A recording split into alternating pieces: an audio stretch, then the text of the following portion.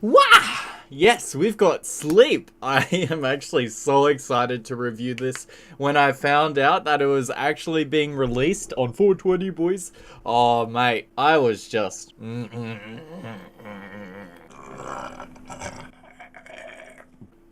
I'm gonna have fun pitch shifting that. Anyway, Sleep are a band from San Jose who really don't need an introduction at this point. They're just a pinnacle of 90s stoner rock with seminal releases such as Holy Mountain, mate, and Dope Smoker. Both of those albums have been in my rotation for many years alongside Electric Wizard and Orange Planet and Acid King and Acid That, all of those bands that successfully emulate this unpretentious style. And yeah, this style, this subgenre, and this album in particular is coagulated like tar in a blender. Every musical phrase here, without fault, feels like bud-infused cement just being poured down your ears, just... See, it's not just a coincidence that Dope Smoker was one song, because the consistency with this band and just how the bass, the drums, and the leads on every single instance here... What am I doing in my hands?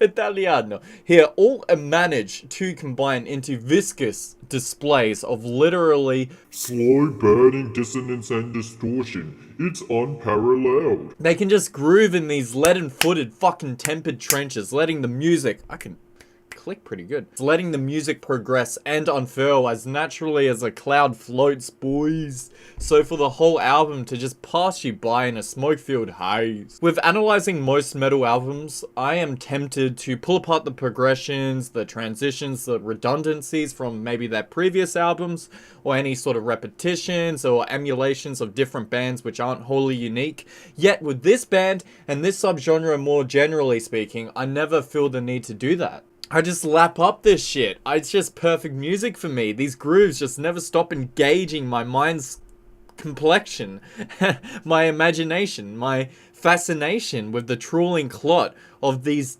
riffs and the distortion held within. And here's the thing, I feel familiarity and repetition from the band songwriting from maybe their other albums or their other songs, even in the vocal melodies here sometimes eerily similar to Om's Adviatic songs. The chord progressions on Antarctician's Thought or Giza Butler as well have familiarity budded within their displays when unfurled, boys. Yet none of these considerations manages to supersede the sheer enjoyment I hold for it all. I just think that the quality of the music is so good, it's worth repeating these motifs and phrases all over again in slightly different renditions. I just genuinely love it. And yeah, to piggyback on those songs, Antarctician's Thought, that is a definite standout track amongst a list of standout tracks, to be fair. The vocal displays on this song put my concerns about their ability to bed from the very first song here, where they were reedy and thin,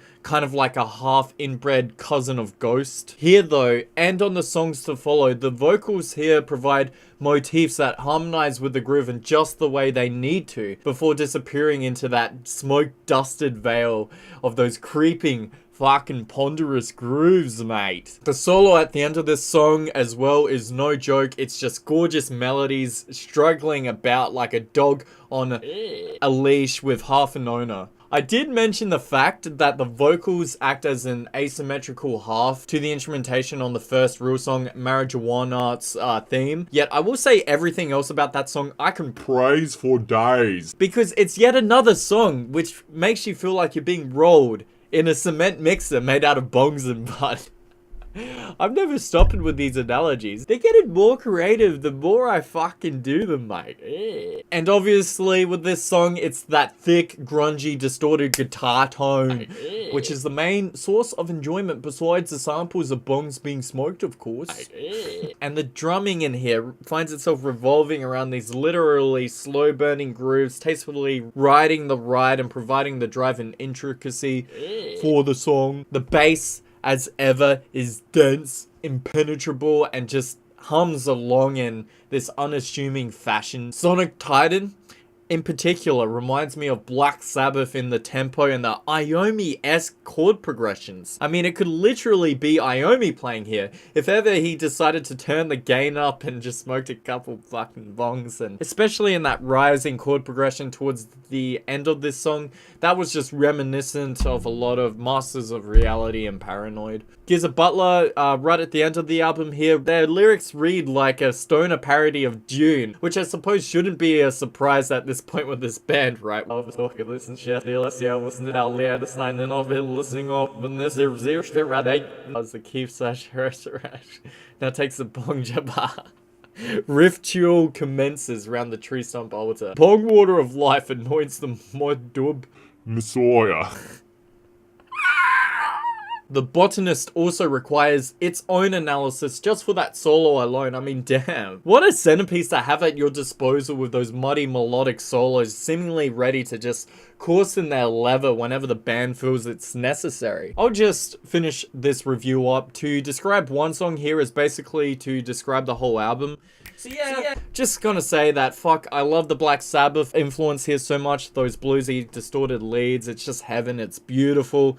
This will definitely be a bong companion for many days and ages and years to come. Cheers, lads. And yeah, what would I give this out of 5? Easy 4.6. Just have a good one, boys. I hope you appreciated my review of acting. Yeah. Easy. Alright, no, seriously, this was great. Just listen to this album, you know, just do it. Anyway, I'll just catch you later. Appreciate all the new subscriber-roos, etc. Fucking, yeah, just have a good one, boys. Whap!